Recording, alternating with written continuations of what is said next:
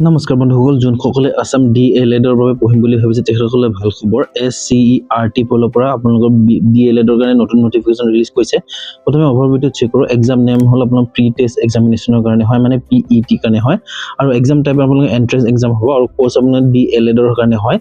Organisation আপোনাৰ আসামৰ কাৰণে হয়, SCERT কাৰণে হয়, আৰু কোৱালিফিকেশ্যন 12 পাছ কৰিলে এপ্লাই কৰিব পাৰিব, আৰু ডিগ্ৰী হ'লে এপ্লাই কৰিব পাৰিব। এপ্লিকেশ্যন মোড আপোনালোকৰ অনলাইন হ'ব, আৰু এপ্লিকেশ্যন ফিজ আপোনালোকৰ 600 হয়, আৰু ষ্টাৰ্টিং ডেট আপোনালোকৰ 21 মে'ৰ পৰা আৰম্ভ হৈছে, আৰু আপোনালোকৰ লাষ্ট ডেট হ'ল 10 জুন তাৰিখলৈ হয়।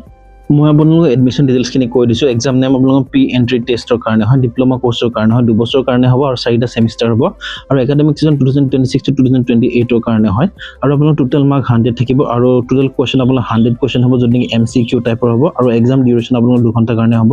আপোনালোকৰ ইয়াত নিগেটিভ মাৰ্ক থাকিব, যদি এটা কুৱেশ্যন ভুল হ'লে 0.25 মাৰ্ক কাটিব, মানে 4টা কুৱেশ্যন ভুল হ'লে 1 নম্বৰ কাটিব।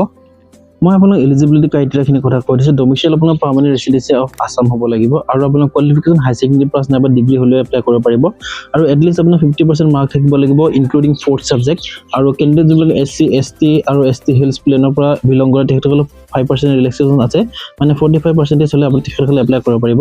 আৰু এইজ কিমান আপোনালোকৰ 18 পৰা 36 বছৰ হয়, মানে 34 বছৰলৈ হয়, আৰু আপোনালোকৰ বয়স হিচাপ কৰিব 1/0/2026 হিচাপত।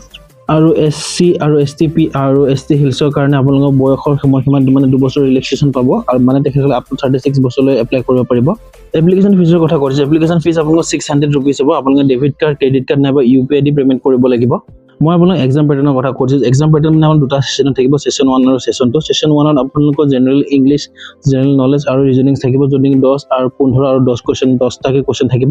আৰু ছেশ্যন 2ত আপোনালোকৰ মেথামেটিক্সৰ কাৰণে 15টা কুৱেশ্যন থাকিব, জেনেৰেল চায়েন্স নাইবা EVSৰ কাৰণে 15টা কুৱেশ্যন থাকিব, ছ'চিয়েল চায়েন্সৰ কাৰণে 20টা কুৱেশ্যন থাকিব, আৰু লেংগুৱেজৰ কুৱেশ্যন মানে আছামিজ, বড়ো, বেংগলী, ইংলিছৰ কাৰণে আপোনাৰ 15টা কুৱেশ্যন থাকিব। আৰু আপোনালোকে এইটো এপ্লাই কেনেকৈ কৰিব? এপ্লাই কৰিব কাৰণে আপুনি অফিচিয়েল ৱেবছাইটলৈ যাব লাগিব, যাৰ লিংক মই ডিছক্ৰিপশ্যনত দি দিম। আৰু আপোনালোকে যদি নতুনকৈ আহিছে চেনেল ছাবস্ক্ৰাইব কৰি ৰাখিব। মই এই চেনেলতে আপোনাৰ অনলাইন ফৰ্ম ফিল আপ কেনেকৈ কৰিব লাগে সেইটো ভিডিঅ' দি দিম। আপোনালোক ইম্পৰ্টেণ্ট ডেটছৰ কথা কৈছোঁ। ষ্টাৰ্টিং ডেট আপোনাৰ 21 মে'ৰ পৰা হৈছে, আৰু এপ্লাই ষ্টাৰ্ট আপোনাৰ 21 তাৰিখৰ পৰা হ'ব, আৰু এপ্লাই এণ্ড আপোনাৰ 10 জুনৰ পৰা হ'ব, আৰু এডমিট কাৰ্ড আপোনাৰ 5 জুলাই মানত আহিব, আৰু PT এক্সাম মানে আপোনালোকৰ প্ৰি এণ্ট্ৰি টেষ্টৰ যদি ডেট হয় আপোনাৰ 12 জুলাই তাৰিখে হ'ব, আৰু ৰিজাল্ট আপোনাৰ 27 জুলাই তাৰিখে দিব। মই আপোনালোক ইম্পৰ্টেণ্ট লিংকছৰ বিষয়ে কৈ দিছোঁ, যদি অফিচিয়েল নটিফিকেশ্যন লিংকটো আপোনালোকে ইয়াত পাই যাব, আৰু এপ্লিকেশ্যন ফৰ্ম ফিল আপৰ কাৰণে আপোনালোকে ইয়াত লিংকটো আহি যাব, মই আপডেট কৰি দিম, আপোনালোকে তাতে এপ্লাই কৰিব পাৰিব।